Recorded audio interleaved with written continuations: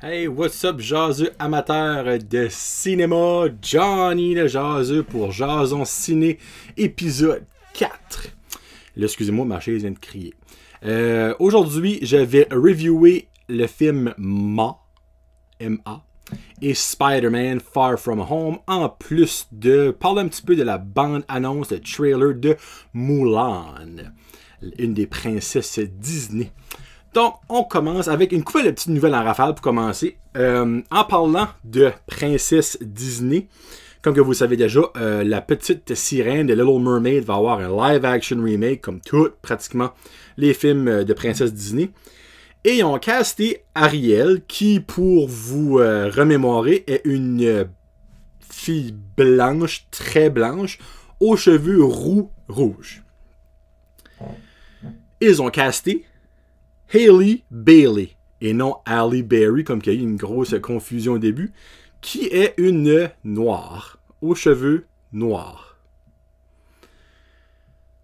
Ah, Jésus-Marie. Par où commencer, autre que casting de marde? Tu ne changes pas les princesses Disney. Si tu veux engager une noire aux cheveux noirs, engage la princesse de Princess and the Frog, elle est noire avec les cheveux noirs. Ariel, c'est une rousse blanche. Pourquoi? Et puis ça fait du backlash, puis là, évidemment, t'as la communauté noire. Ben là, on a le droit d'avoir nos propres princesses. Vous les avez déjà, vos princesses. Comme, pourquoi vous vous embarquez avec la princesse Ariel, là? En tout cas, moi, je suis zéro en accord avec ce casting-là. Zéro puis une barre. Ils ont affaire à faire quelque chose de wonderful parce que ça va faire dur.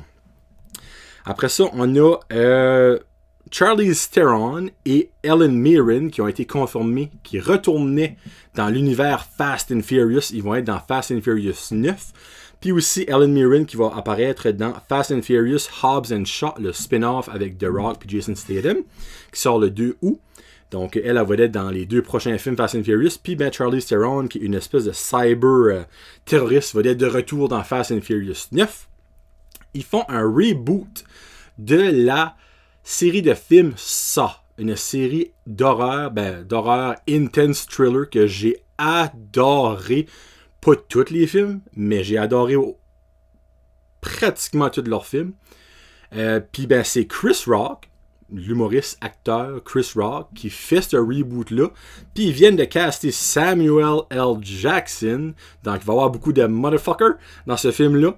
Il va être un des personnages, si je ne me trompe pas, ici c'est marqué qu'il va être le... Rock va jouer un détective policier qui fait une investigation sur les meurtres de Jigsaw. Puis ben, Samuel L. Jackson va jouer le père du personnage de Rock. Donc c'est cool. Puis une petite nouvelle un petit peu triste, tout net. Cameron Boyce, un acteur Disney. Donc, si vous ne l'avez pas vu dans Grown Ups 1 et 2, ben vous l'avez vu dans Disney. Il est décédé à l'âge de 20 ans. Les causes ne sont pas encore connues. Pas prêt à dire que ce serait pas un suicide ou une overdose, parce que les jeunes stars de nos jours, c'est pas mal rock and roll. Mais bon, on va bien savoir ça plus tard. Puis ben là, on commence avec la revue de Ma. Et je lui donne un, quand même, 3 jaseux sur 5. Je me suis auto-surpris à donner 3 jaseux. J'ai honnêtement été voir Ma parce que je voulais voir un film. Le seul que je n'avais pas vu, que je voulais voir, était Ma, parce que j'avais déjà vu Spider-Man. Donc j'ai été voir Ma. Là, avant, j'ai fait un petit peu de recherche, parce que comme que vous le savez, je déteste les films d'horreur. Et turn out que Ma est un thriller, un bon thriller. Thriller mystère-ish. Il n'y a pas de détective, mais en tout cas, vous allez comprendre. Donc Ma, c'est Soo-Han, une femme de couleur noire, comme vous pouvez le voir sur la banner, qui, une journée, arrive un dépanneur, puis ben, il y a des jeunes qui sont là, puis ils veulent se faire acheter la boisson, parce qu'ils n'ont pas l'âge, puis ben, elle décide de leur acheter. Puis quand elle voit qu'ils sont tellement contents, puis tout ça, ben, elle a dit « Anytime que vous voulez avoir de la boisson, laissez-moi savoir », parce que au fur et à mesure, tu vois que Ma, qui devient Soo-Han, qui devient Ma, elle a eu une jeunesse et une enfance difficile, le bullying, le monde l'acceptait pas, elle a essayé de se faire des amis parce qu'elle n'était pas capable d'en faire. La same old story, là, comme de bullying à l'école. Puis ben, elle a un gros besoin d'affection. Puis ben, turn out que les jeunes, ils autres l'aiment en cause qui lui achètent de la boisson. Puis de fil en aiguille, ben là, elle leur dit, garde, je peux transformer mon sous-sol, puis ça peut devenir votre party house, tout ça. Puis là, les jeunes capotent, patata. Puis elle, ben, au fur et à mesure, tu t'aperçois que les jeunes qu'elle chante avec, c'est des jeunes qui sont les enfants du monde qui la bulliait à l'école. Là, je vais essayer de pas trop faire de spoiler, mais en gros, elle veut se racheter sur ce que eux autres, les parents des enfants, lui ont fait vivre. Je vous dis pas comment ça va finir. Ça finit twisted as fuck, excusez-moi le langage, mais ça finit très twisted. Genre, ça finit, j'étais comme, wow, ok, je pense pas que ça s'enlignait là. Tu sais, à vie, crackpot. On va le dire en bon mot, à vie, crackpot. Puis ben, honnêtement, je m'attendais pas que ce soit ça bon. 3 sur 5, moi, je considère que c'est quand même un poppy de film, un poppy / bon film. Là. Mais c'est sûr que ça vaut pas la peine d'aller voir ça au cinéma. C'est un bon petit film avec Louis, ça va avoir un petit nail biter pis tout ça. Là, Octavia Spencer, qui est son nom, Octavia, en tout cas la noire, là. Excellente actrice. Moi, d'avance, dans n'importe quoi ce qu'elle fait, ben juste elle-même me freak out. Je trouve qu'elle a de l'air comme psychotique, ben c'est le parfait rôle pour elle dans l'image que moi j'ai dans ma tête de elle. Donc c'était vraiment une bonne actrice. Donc moi, un 3 jasé sur 5. Ça va bien l'écouter. Tu sais, c'est pas le film de l'année, puis c'est pas le meilleur thriller de l'histoire. Mais définitivement, la manière que ça virait à la fin, je pensais pas que ça s'enlignait par là. Donc pour moi, ça a été une belle petite surprise. Donc c'est ça que c'est pour moi. Et là, on finit avec un chef-d'œuvre. Spider-Man Far From Home, qui est le premier film depuis la fin de la saga Avengers avec Endgame. Donc, si que j'ai dit un chef-d'œuvre, vous vous attendez que 3, oui, excuse, 5 jaseux sur 5. Wow! Wow et wow, j'ai adoré d'un bout à l'autre ce film-là. Et non, je ne ferai pas de spoiler, parce que je veux que vous écoutez le show. Mais définitivement, si vous êtes fan de Avengers, de n'importe quel super-héros, si vous n'aimez pas nécessairement Spider-Man plus qu'il faut, ça vaut la peine d'aller voir ce film-là. 1. Le film en 3D et vaut la peine. Le 3D est excellent. 2. Ben évidemment, c'est la première fois qu'il parle de l'après-Avengers. Donc, on apprend que le monde qui est disparu, ben, appelons ça le blip, puis ben, il a officiellement disparu pour 5 ans. Puis je vous dirais pas ce qui arrive, ben ça comme close un chapter, parce qu'il y a beaucoup de monde qui demandait après Avengers. Ben dans le fond, le monde qui est parti, comme ils ont-ils arrivé normal, ils ont-ils arrivé plus vieux, ils ont-ils arrivé avec une mémoire de ce qui s'est passé, ils ont-ils arrivé comme si juste ils ont trop endormi, tu sais. Tout est expliqué. Il y a beaucoup d'hommages à Iron Man, parce que en gros, on peut carrément voir que Spider-Man, son Uncle Ben, ben c'était Iron Man, puis il était dans le premier Homecoming, puis ben là, évidemment, il est décédé. Excusez-moi si vous ne le saviez pas encore, mais ça, c'est plus un spoiler.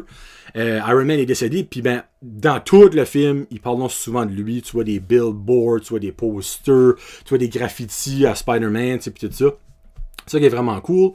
Puis ben là, c'est l'histoire de Peter Parker, Tom Holland qui le joue, que moi j'adore, que d'après moi c'est le meilleur Spider-Man depuis Andrew Garfield puis Tobey Maguire. Il y a beaucoup de monde et comme ben là franchement, il veut même pas être super-héros, mais le monde n'a pas de la gaieté que ok oui c'est un film, mais dans le film, il y a 16 ans Spider-Man. À 16 ans, là, je vous garantis qu'il n'y a pas beaucoup de monde, il n'y a pas beaucoup de jeunes là, qui savaient ce qu'ils voulaient se rendre dans la vie. Mais lui, right now, il est en crisis. Il veut-tu être super-héros? Tu sais, comme là, il est en train de trouver l'amour avec MJ. T'sais, il veut-tu être amoureux et être super-héros en même temps? T'sais, il veut-tu vraiment être le hair, disons le hair à Iron Man, dans le fond, le nouveau Iron Man? C'est tout ça. C'est Peter qui struggle avec tout ça, à deal avec tout ça. Puis là, finalement, ben, il y a Mysterio, Jake Gyllenhaal et amazing là-dedans. Juste amazing. Le parfait cast pour Mysterio, c'est lui. C'est incroyable. Comme c'est. Ça vaut la peine de le voir juste pour Mysterio. Là, il est-tu gentil? Il est-tu méchant? Il est-tu mort à la fin? Il est-tu encore en vie? Ou ce qui est rendu? De ce qui vient? Il y a plein de questions que le monde se posait avant, mais que là, tout le monde sait, sauf actually une. Puis encore là, je dirais pas de spoiler. c'est juste fou. Les Elementals, dans le fond, qui est les méchants-ish, là, ben, tu sais, t'as comme les éléments de la Terre, t'as le feu, t'as l'air, t'as l'eau, t'as la terre, puis... ça me 4, en tout cas. Les Elementals, on les voit, c'est super bien fait. Nick Fury est là, tu sais, puis il est de retour après, genre, être comme semi-pas là pour les Avengers, la moitié. Puis après ça, ben, il y a 2 end credits qui a été dit comme étant probablement les 2 meilleurs end credits de l'histoire du Marvel Universe, et je suis prêt à dire que c'est vrai. La première end credit qui laisse un gros suspense et beaucoup de questions dans une scène comme de 1 minute, et la deuxième à la fin end credit qui nous fait encore poser plus de questions about beaucoup de monde, sur beaucoup de situations, puis sur beaucoup de choses qui s'en viennent. C'était le dernier film de la phase 3 de Marvel. Donc là, un chapitre est clos. Chapitre 1 fini, chapitre 2 fini, chapitre 3 fini, chapitre 4 est maintenant ouvert avec les films Black Widow, Eternals, Doctor Stranger, Black Panther, Shang-Chi, tout ça. Honnêtement, ce film-là, il y a plein de monde qui l'a dit que c'était le meilleur Spider-Man, point final, je suis d'accord. Il y a beaucoup de monde que... Moi, j'ai eu l'avantage, le perks de le watcher en avant-première lundi soir au cinéma à Avengers. Il y a certaines personnes qui n'ont pas aimé le méchant. Je comprends pas pourquoi. Ok, Mysterio, c'est pas Thanos. Pour moi, un bon méchant n'est pas un méchant qui est nécessairement plus fort que tout le monde. Mais pour d'autres personnes, Marky, faut qu'un méchant soit plus fort que tout le monde. Slash Thanos, lui, il a capoté. Ou dans X-Men, Apocalypse, il a capoté parce qu'Apocalypse, c'est plus fort que tout le monde. Thanos, c'est plus fort que tout le monde. Mysterio, il est pas plus fort que n'importe qui.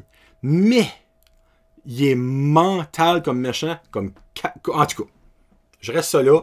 Laissez-moi vous savoir ce que vous en pensez. Moi, Mysterio, je veux le voir dans d'autres choses. Là, comme, ok, oui, il s'est battu contre Peter Parker, Spider-Man, mais comme ce gars-là peut être tellement voir une gang de malades, et là, évidemment, il y a déjà des rumeurs qu'il ferait peut-être partie, s'il est mort aussi en vie, tu sais, des Sinister Six. Dans le fond, Vulture est là-dedans, le premier méchant dans Homecoming.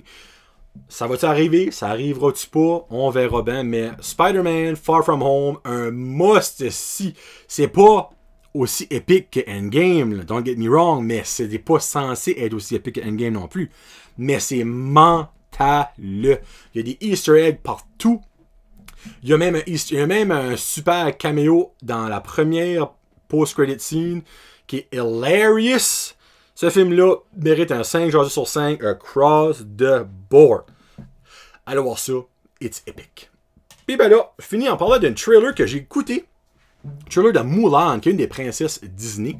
Faut que je l'avoue, il y a 2 princesses Disney que j'ai jamais vu leur film. Comme je mentionné tantôt, Princess and the Frog. J'ai jamais vu ce film-là. Le film animé. Puis Mulan. Je vais l'écouter, j'aurais pas le choix. Mais Jésus-Christ que ça me donne le goût de watcher ça. Ben moi, je pensais que c'était cheesy Japanese stuff, tu sais, une wannabe fille qui veut être une super-héros, pis tout ça. Non, mais il y a de l'air d'avoir des fight scenes, il y a des stop motion là-dedans, ça a de l'air malade. Dans le fond, Mulan, c'est l'histoire d'une fille qui est promue à un homme qui avait pas marié, basically, comme elle est choisie par, ils nomment ça, le matchmaker. Puis ben elle s'enrôle dans l'armée samouraï, là, je sais pas comment c'est appelé ça. Là. Puis ben elle devient une super héroïne, une super... c'est pas une super héros, elle a pas de pouvoir, là, mais une super comme batailleuse, il faut que je cherche mon mot, une super guerrière. Puis ben là, c'est ça que c'est. Dans les prévus, comme tu vois le début, tu vois elle, toute maquillée pour son mariage. Après ça, tu la vois en train de trainer. Puis tu vois des scènes de guerre de samouraï qui a de l'air retardé. Comme, oh! Moi, des styles de même, là, j'adore ça, donc j'ai vraiment hâte de plus en savoir sur l'histoire de Mulan. Je vais définitivement écouter le cartoon. Je sais pas si c'est Netflix ou puis je le louerai.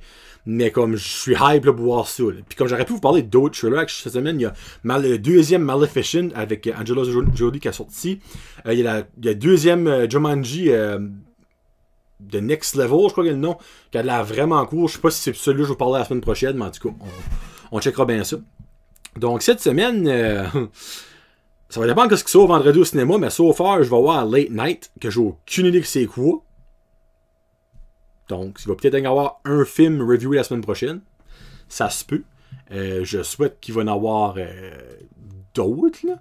Mais ce qui n'a pas d'autre, regarde, j'aurais pas toujours 2-3 films à reviewer chaque semaine. Donc, Late Night, ça a l'air une genre de petite comédie-ish. Puis ben, cette semaine, vendredi, il n'y a pas de gros blockbuster qui sort. Il y a Crawl, un film d'invasion de crocodiles. Puis il y a Stubber, genre avec Dave Bautista, lui qui fait dans Guardians of the Galaxy. Là, hey, j'ai un blanc de mémoire là. En tout cas, vous savez ce que je veux dire. Le gros avec l'espèce d'écriture rouge sur lui. Là. Hey, excusez, j'ai un blanc, faut que je trouve ça une minute. Là. C'est terrible. T'as Groot, Star-Lord, Gamora, Rocket. Hey, c'est pas comique, là. C'est... Drax! Dans le fond, c'est l'histoire d'un détective qui prend un Uber. Puis ben, turn out que le driver de Uber ben, embarque avec lui dans la ride, dans les investigations et dans le shootage. Donc ça a l'air que je suis drôle, mais je sais pas ce qu'il va y avoir à Batters. Donc on verra bien. Donc Late Night Poussu, puis peut-être d'autres choses. Donc merci beaucoup. Allez voir Spider-Man. On se parle la semaine prochaine. C'est John Desjaseux pour Jason Ciné. Peace out. #Jazette.